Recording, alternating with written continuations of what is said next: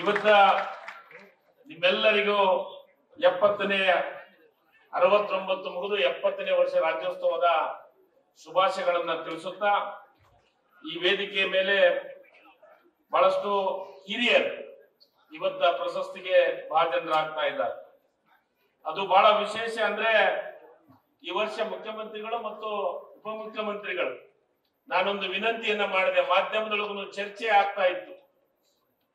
ಈ ರಾಜ್ಯದೊಳಗ ಪ್ರಶಸ್ತಿಗೆ ನಾವು ಬೇಡಿಕೆಯನ್ನಿಟ್ಟು ಪ್ರಶಸ್ತಿ ತಗೊಳೋದಕ್ಕಿಂತನೂ ಪ್ರಶಸ್ತಿಯನ್ನ ತಮ್ಮನ್ನ ಗುರುತಿಸಿ ಆಯ್ಕೆ ಮಾಡಬೇಕು, ಅದು ಒಂದು ಒಳ್ಳೆ ಬೆಳವಣಿಗೆಯನ್ನ ಮಾತನ್ನ ಆಗ್ತಾ ಇತ್ತು. ಅದಕ್ಕೆ ನಾನು ಮುಖ್ಯಮಂತ್ರಿ ಸಿದ್ದರಾಮಯ್ಯ ಸಾಹೇಬರಿಗೆ ವಿನಂತಿಯನ್ನ ಮಾಡಿದಾಗ ಮತ್ತು ಉಪಮುಖ್ಯಮಂತ್ರಿಗಳ ವಿನಂತಿ ಮಾಡಿದಾಗ ನಿಶ್ಚಿತವಾಗಲೂ ಒಂದು ಒಳ್ಳೆಯ ನಿರ್ಧಾರ.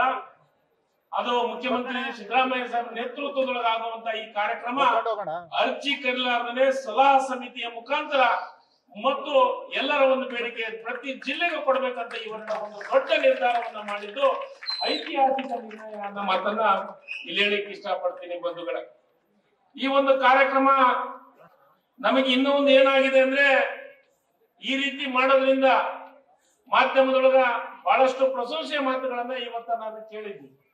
ಎಲೆಮರೆ ಕಾಯಂತೆ ದುಡಿಯುತ್ತಿರುವ ವ್ಯಕ್ತಿಗಳನ್ನ ಗುರುತಿಸಿ ಇವತ್ತ ಪ್ರಶಸ್ತಿಯನ್ನ ಕೊಡ್ತಾ ಇರೋದನ್ನು ನೋಡಿದ್ರೆ ನಿಜವಾಗಲೂ ಬಹಳ ಅದ್ಭುತವಾದಂತ ಕೆಲಸ. ಇವತ್ತ ಸಮಾಜ ಸೇವೆಯಲ್ಲಿ ಬಹಳ ಹಿರಿಯರು ನಿಜವಾಗಲೂ ಅವರ ಹೆಸರು ಪ್ರಸ್ತಾಪ ಮಾಡಿದಾಗ ಎಲ್ಲರೂ ಆಶ್ಚರ್ಯ ವ್ಯಕ್ತಪಡಿಸಿದ್ರು. ಕೋಣಂದೂರು ಲಿಂಗಪ್ಪನವರನ್ನ ಸಮಾಜವಾದಿ ನಾಯಕರನ್ನ ಗುರುತಿಸಬೇಕು ಅಂತ ತ್ಯಾಗ ಎಲ್ಲರೂ ಆಶ್ಚರ್ಯಪಟ್ಟರು. ನಿಜವಾಗ್ಲೂ ನನಗೆ ಬಹಳ ಸಂತೋಷ ಅನಿಸ್ತು. ಅವ್ರನ್ನ ಇವತ್ತ ಆ ಪ್ರಶಸ್ತಿಗೆ ನಿಜವಾಗ್ಲೂ ಆ ಪ್ರಶಸ್ತಿಗೆ ಗೌರವ ಬರೋ ರೀತಿ ಒಳಗೆ ಅದರ ಜೊತೆಗೆ ಈ ಪೌರ ಕಾರ್ಮಿಕರಾಗಿ ದುಡಿಯುತ್ತಿದ್ದಂತ ನನ್ನ ಸೋದರಿ ತಾಯಿ ಫಕೀರವನ್ನ ಆರ್ಕೆ ಮಾಡಿದ್ದು ನಿಜವಾಗಲೂ ನಿರ್ಧಾರ ಮಾತನ್ನ ಬಹಳಷ್ಟು ಜನರು ಹೇಳಿದ್ರು. ಅದ್ರ ಜೊತೆಗೆ ಇವತ್ತು ನಿಜವಾಗಲೂ ಬೆನ್ನ ಹೋಬಳಿಯನ್ನ ನಿಜವಾಗಲೂ ಅದ್ಭುತವಾದಂತ ಆಯ್ಕೆ. ಅವ್ರಿಗೆ ಸ್ವಲ್ಪ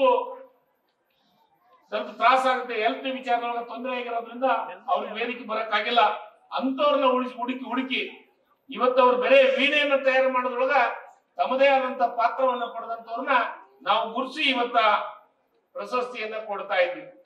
ಅದ್ರ ಜೊತೆಗೆ ಬಹಳಷ್ಟು ಚರ್ಚೆಗಳಾಗ್ತಾ ಇದಾವ. ಏನಂದ್ರೆ ನಮ್ಮ ಪ್ರಕಾಶ್ ರಾಜ್ ಅವ್ರನ್ನ ನಮ್ಮ ಮುಖ್ಯಮಂತ್ರಿಗಳು ಉಪಮುಖ್ಯಮಂತ್ರಿಗಳು ಆಯ್ಕೆ ಮಾಡಿದ್ಮ್ಯಾಗ ಎಲ್ಲರೂ ನಮಗೂ ಆಶ್ಚರ್ಯ ಅನಿಸ್ತು. ಅದ್ಭುತವಾದಂತ ಇವತ್ತ ಚಲನಚಿತ್ರದೊಳಗ ಪ್ರಕಾಶ್ ರಾಜ್ ಅವ್ರನ್ನ, ಯಾಕಂದ್ರೆ ಅವರ ನೇರ ನುಡಿ ನಮ್ಮ ಮುಖ್ಯಮಂತ್ರಿಗಳು ಉಪಮುಖ್ಯಮಂತ್ರಿಗಳ ತತ್ವ ಸಿದ್ಧಾಂತಕ್ಕೆ ಅವರು ಮಾದರಿ ಅನ್ನೋ ರೀತಿಯೊಳಗೆ ಅವ್ರನ್ನ ಆಯ್ಕೆ ಮಾಡಿದ್ದು. ಮತ್ತು ಅದರ ಜೊತೆಗೆ ನಮ್ಮ ಇವತ್ತ ನ್ಯಾಯಾಧೀಶರಾದಂತ ಭಜಂತ್ರಿ ಅವ್ರನ್ನು ಆಯ್ಕೆ ಮಾಡಿದಂಥದ್ದು ಸಣ್ಣ ಕೆಲಸ ಅಲ್ಲ. ಮತ್ತು ಅದರ ಜೊತೆಗೆ ಗ್ರೇಟರ್ ಬೆಂಗಳೂರು ನಿರ್ಮಾಣ ಮಾಡಲಿಕ್ಕೆ ಗಮನಾರ್ಹ ಪಾತ್ರವನ್ನು ಮಾಡಿದಂತ ನಮ್ಮ ಸಿದ್ದಯ್ಯ ಸಾಹೇಬನ IAS ಅಧಿಕಾರಿ ಸಿದ್ದಯ್ಯ ಅವ್ರನ್ನ ಮಾಡಿದಂಥದ್ದನ್ನ ಇವತ್ತ ನಾವು ಮೆಚ್ಚಲೇಬೇಕಾಗಿದೆ ಬಂಧುಗಳೇ. ಇಂಥ ಅನೇಕ ಸಾಹಿತಿಗಳು ವೇದಿಕೆ ಮೇಲಿದ್ದಾರೆ. ಅವರೆಲ್ಲರೂ ಅದ್ಭುತವಾದ ಕೆಲಸವನ್ನ ಮಾಡಿದಂತವ್ರು.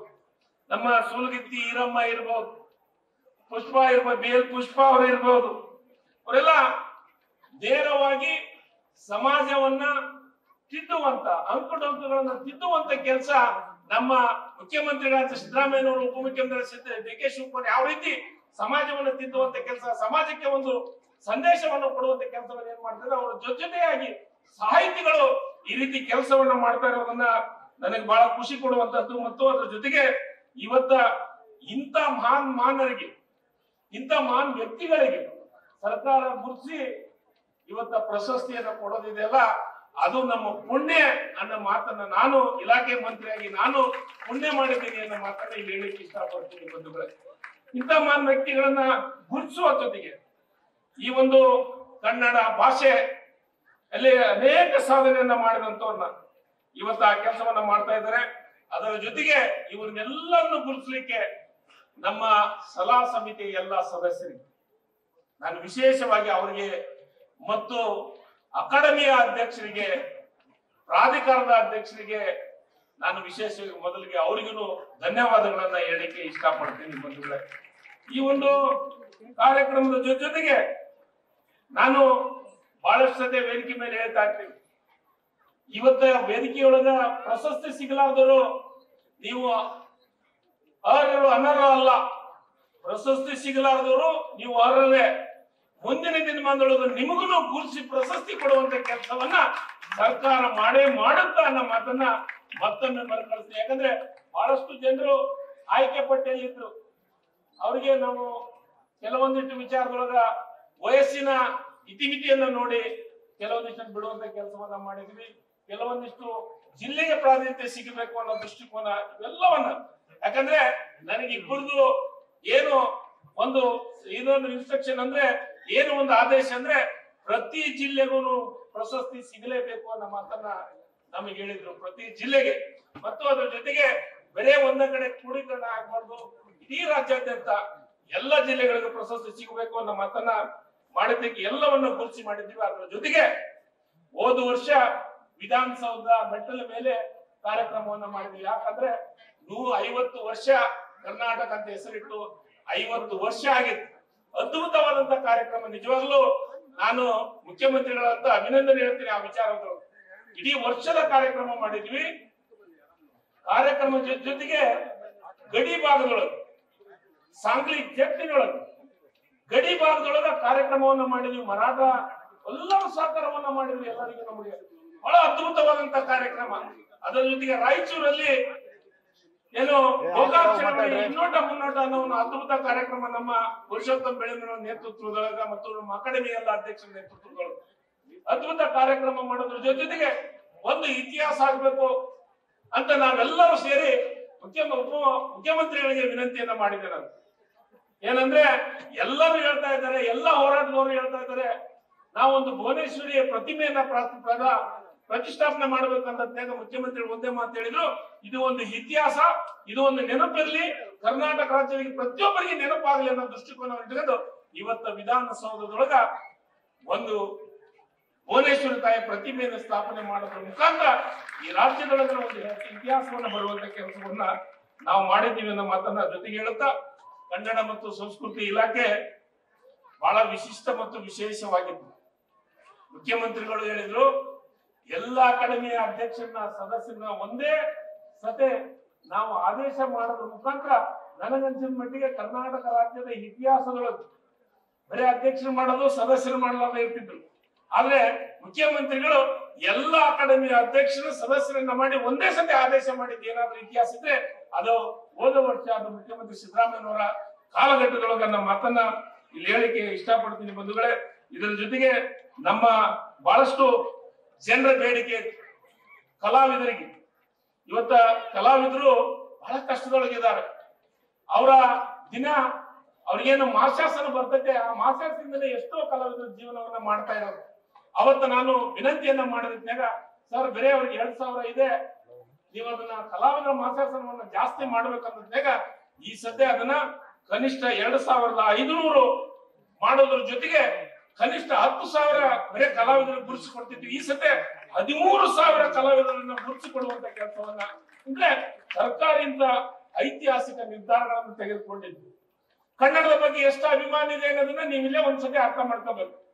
ಇಡೀ ರಾಜ್ಯದೊಳಗೆ, ರಾಜ್ಯ ಮತ್ತು ಬೆಂಗಳೂರೊಳಗ ಒಂದು ಬೋರ್ಡ್ ಇತ್ತಂದ್ರೆ ಕನ್ನಡದ ಇರ್ತಿದ್ದಿಲ್ಲ. ಮೊದಲು ಇಂಗ್ಲಿಷೋ ಹಿಂದಿದೋ ಬೇರೆ ಬೇರೆ ಭಾಷೆ ಇರ್ತಿತ್ತು.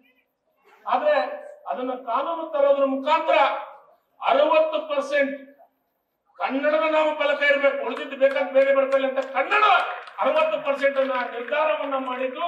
ಅದ್ರ ಜೊತೆಗೆ 60 ಅಂದ್ರೆ ಕನ್ನಡದ ಫಲಕ ದೊಡ್ಡದಿರ್ಬೇಕು. ಆ ಬೋರ್ಡ್ ನೊಳಗೆ ಎಷ್ಟಿರುತ್ತೆ 60% ಅದಿರ್ಬೇಕು, 40% ಬೇರೆ ಭಾಷೆ ಇರ್ಬೇಕು ಅನ್ನೋದನ್ನ ಕಾನೂನು ತರೋದ್ರ ಮುಖಾಂತರ ಒಂದು ಐತಿಹಾಸಿಕ ನಿರ್ಧಾರ ಆಯ್ತು. ಬೆಂಗಳೂರೊಳಗ ಬೆಂಗಳೂರು ಉಸ್ತುವಾರಿ ಮಂತ್ರಿಗಳು DCM ಅವರು ಅದು ವಿಶೇಷ ಅಭಿಯಾನವನ್ನ ಮಾಡುವಂತ ಕೆಲಸ. ಅಂದ್ರೆ ರಾಜ್ಯಕ್ಕೆ ಕನ್ನಡದ ಬಗ್ಗೆ ಎಷ್ಟು ಅಭಿಮಾನ ಇದೆ ಅನ್ನೋದಕ್ಕೆ ಇದು ಒಂದು ದೊಡ್ಡ ಸಾಕ್ಷಿಯನ್ನ. ಕನ್ನಡದ ಬಗ್ಗೆ ಇದೆ ಅಂದ್ರೆ ಅವರ MLA ಆದ ತಕ್ಷಣ ಮೊಟ್ಟ ಮೊದಲಿಗೆ ಅಧಿಕಾರ ತಗೊಂಡಿದ್ದು ಕನ್ನಡ ಕಾವಲ ಸಮಿತಿಯ ಅಧ್ಯಕ್ಷರಾಗಿ. ಅದಕ್ಕೆ ನಾವೆಲ್ಲರೂ ಅವರ ಬಗ್ಗೆ ನಮ್ಗೆ ಏನ್ ಅಭಿಮಾನ ಅಂದ್ರ ಕನ್ನಡದ ಬಗ್ಗೆ ಇರುವಂತ ಪ್ರೀತಿ ವಿಶ್ವಾಸ ಅಭಿಮಾನ ನನಗನ್ಸಿದ ಮಟ್ಟಿಗೆ ಯಾವ ಮುಖ್ಯಮಂತ್ರಿಗಳಿಗೆ ಇದ್ದಿದ್ದಿಲ್ಲ ಅಂತ ಮಾತನ್ನ ಇಲ್ಲಿ ಹೇಳಕ್ಕೆ ಇಷ್ಟಪಡ್ತೀನಿ ಬಂಧುಗಳೇ. ಬಹಳ ಅದ್ಭುತವಾದಂತ ಇವತ್ತ ಈ ಒಂದು ಕಾರ್ಯಕ್ರಮ, ಈ ಕಾರ್ಯಕ್ರಮದ ಜೊತೆಗೆ ನಾವೆಲ್ಲರೂ ಇವತ್ತ ಮೂರನೇ ವರ್ಷ ರಾಜ್ಯೋತ್ಸವ ಪ್ರಶಸ್ತಿಯನ್ನ ಕೊಡ್ತಾ ಈಗ ಈ ಸರ್ಕಾರ ಬಂದ ಮೇಲೆ ಸನ್ಮಾನ್ಯ ಸಿದ್ದರಾಮಯ್ಯ ಒಂದು ಕಪ್ಪು ಚುಕ್ಕೆ ಇರಲಾರ್ದ ರೀತಿ ಒಳಗೆ ಇವತ್ತು ನೀವು ನೋಡ್ಬಾರ್ದು 70 ಮಂದಿ ವೇದಿಕೆ ಮೇಲೆ ಕುಂತವ್ರು ನೋಡಿದ್ರೆ ನಿಜವಾಗಲೂ ಪ್ರಶಸ್ತಿಗೆ ಒಂದು ದೊಡ್ಡ ಗೌರವ ಬರುವಂತ ಕೆಲಸ ಆಗ್ತಾ ಇದೆ ಅಂತಂದ್ರೆ ತಪ್ಪಾಗ್ಲಿಕ್ಕಿಲ್ಲ. ನಮ್ಮ ಮಾತನ್ನ ಇವತ್ತು ಹೇಳೋದ್ರ ಜೊತೆಗೆ ಇವತ್ತ ಮತ್ತೆ ಅಷ್ಟೇ ಅಲ್ಲ, ಅಲ್ಮಡಿ ಶಾಸನ ಇವತ್ತ ಪ್ರತಿ ಜಿಲ್ಲೆಯಲ್ಲಿ ಜಿಲ್ಲಾಧಿಕಾರಿಗಳ ವೇದನೆ ಮುಂದೆ ಜಿಲ್ಲಾಧಿಕಾರಿಗಳ ಕಚೇರಿ ಮುಂದ ಇವತ್ತ ಅಲ್ಮಡಿ ಶಾಸನವನ್ನ ಪ್ರತಿಷ್ಠಾಪನೆ ಮಾಡುವಂತ ಕೆಲಸವನ್ನ ಹೋದ ವರ್ಷ ಮಾಡಿದ್ವಿ. ಅದ್ರ ಜೊತೆಗೆ ಇನ್ನೂ ಒಂದು ಇಬ್ರು ಮುಖ್ಯಮಂತ್ರಿಗಳು ಉಪಮುಖ್ಯಮಂತ್ರಿಗಳು ಕನ್ನಡ ಮತ್ತು ಸಂಸ್ಕೃತಿಯ ಸಚಿವರಾಗಿ ಕೆಲಸವನ್ನ ಮಾಡಿದಂತವ್ರು. ಅಂದ್ರೆ ಇಲ್ಲಿ ಕನ್ನಡದ ಬಗ್ಗೆ ಯಾರ್ಯಾರು ತಮ್ಮ ದಿಟ್ಟತನವನ್ನ ತೋರಿಸಿದ್ದು ಸಾಕಷ್ಟು ಉದಾಹರಣೆ ಇವತ್ತ ವೇದಿಕೆ ಮೇಲೆ ಕುಂತ ಎಲ್ಲರೂ ನೋಡಿದ್ರೆ ನೆನಪಾಗತ್ತ. ನಮ್ಮ ಮಾತನ್ನ ಇಲ್ಲಿ ಹೇಳಿ ಇವತ್ತ ಈ ಇಲಾಖೆಯಿಂದ ಇವತ್ತ ಅವ್ರಿಗೆಲ್ಲರಿಗೆ ಪ್ರಶಸ್ತಿಯನ್ನ ಕೊಡೋದ್ರ ಮುಖಾಂತರ ಒಂದು ಐತಿಹಾಸಿಕ ನಿರ್ಣಯನ್ನ ಮಾಡ್ತಾ ಇದ್ವಿ. ಒಂದು ಎಲ್ಲರೂ ದಯಮಾಡಿ ಮತ್ತೊಮ್ಮೆ ನಾನು ವಿನಂತಿಯನ್ನ ಮಾಡ್ತೀನಿ, ಏನಂದ್ರೆ ಯಾರಿಗೆ ಪ್ರಶಸ್ತಿ ಸಿಕ್ಕಿಲ್ಲ ಅವರು ತಪ್ಪಾಗಿ ಭಾವಿಸೋದು ಬೇಡ. ಮುಂದಿನ ದಿನ ಅವರಿಗೂ ಪ್ರಶಸ್ತಿಯನ್ನ ಕೊಡ್ತೀವಿ, ಎಲ್ಲರೂ ಅರ್ಹರಿದ್ರೆ. ಯಾಕಂದ್ರೆ ನಮ್ಮ ಆಯ್ಕೆ ಸಮಿತಿಯವರು ಮಾಡಿದ್ದು ಅದ್ಭುತವಾದಂತ ಕೆಲಸವನ್ನ ಮಾಡಿದ್ರು. ಆದ್ರೂ ಅವರಿಗೆ ಮುಂದಿನ ದಿನಮಾನದೊಳಗೆ ಸಿಗುವಂತ ಕೆಲಸ ಪ್ರಾಮಾಣಿಕವಾಗಿ ಆಗುತ್ತೆ. ಆ ಕೆಲಸವನ್ನ ಸರ್ಕಾರ ಮಾಡುತ್ತೆ ಅನ್ನೋ ಮಾತನ್ನ ಹೇಳಿ ನನಗೆ ಮಾತಾಡ್ಲಿಕ್ಕೆ ಅವಕಾಶ ಮಾಡಿಕೊಟ್ಟಂತ ನಿಮ್ಮೆಲ್ಲರಿಗೂ ಒಂದ್ಸಿ ನಾನು ಹೇಳೋ ಮಾತನ್ನ ಮುಗಿಸ್ತೀನಿ. ಜೈ ಹಿಂದ್, ಜೈ ಕರ್ನಾಟಕ, ಧನ್ಯವಾದಗಳು. ನ್ಯೂಸ್ ಫಸ್ಟ್ ನಿರ್ಭೀತಿಯಿಂದ ನಿಮ್ಮ ಪರವಾಗಿ.